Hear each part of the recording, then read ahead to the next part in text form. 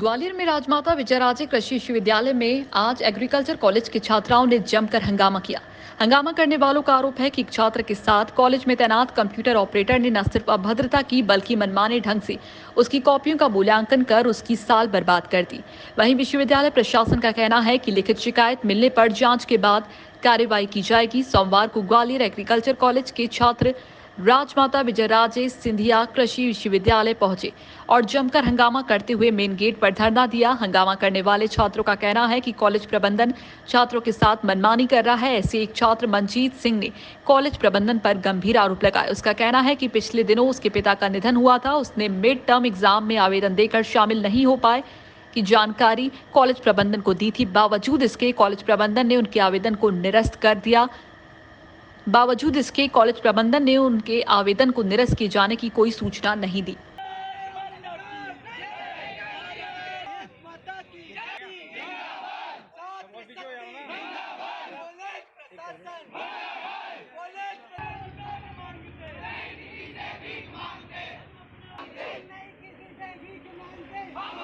मेरा college of agriculture Gwalior campus है।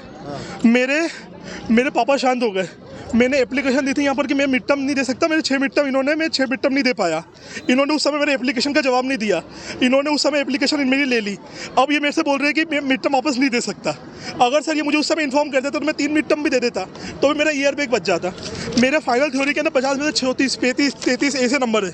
34, 35, 33 number. अब इन्होंने मेरा मिड टर्म नहीं लिया। इन्होंने बोला था कमेटी बैठेगी। ना तो कोई कमेटी बैठी, ना कुछ हुआ, ना मेरे एप्लीकेशन का कोई जवाब हुआ। मेरा ईयर बैक हो गया।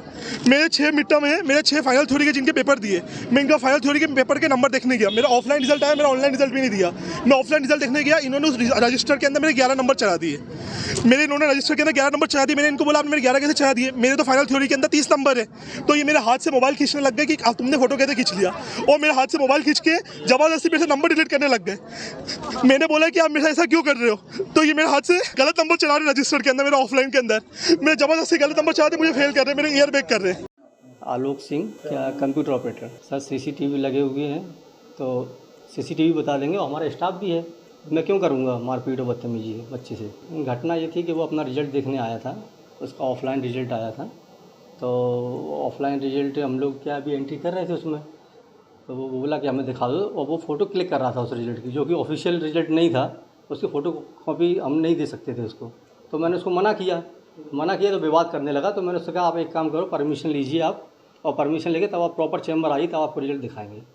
टोटल ये घटना है। सीट अभी भी रखी हुई है मेरे पास में, उसमें कोई ऐसा वो तो गलत आरोप है। इसके बारे में अभी डिटेल पता नहीं है। मैं देखता हूँ, पता लगाता हूँ क्या है, और जैसे ही प्रकरण मेरे सामने आएगा वैसा बताएंगे बाद में आपको।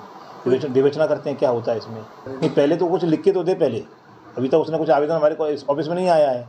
जब कुछ लिख के देगा, ऑफिस में आएगा क्या बात है, तो जांच कमेटी बनाई जाएगी। ये हमारे ऑफिस में एकेडमिक सेक्शन में पूरा बाबू हैं, क्लर्क हैं, काम देखते हैं, और बड़ा पूरा एकेडमिक का बहुत बड़ा काम है हमारे यहाँ। जो BSc, MSc, PhD पूरा का होता है एकेडमिक का।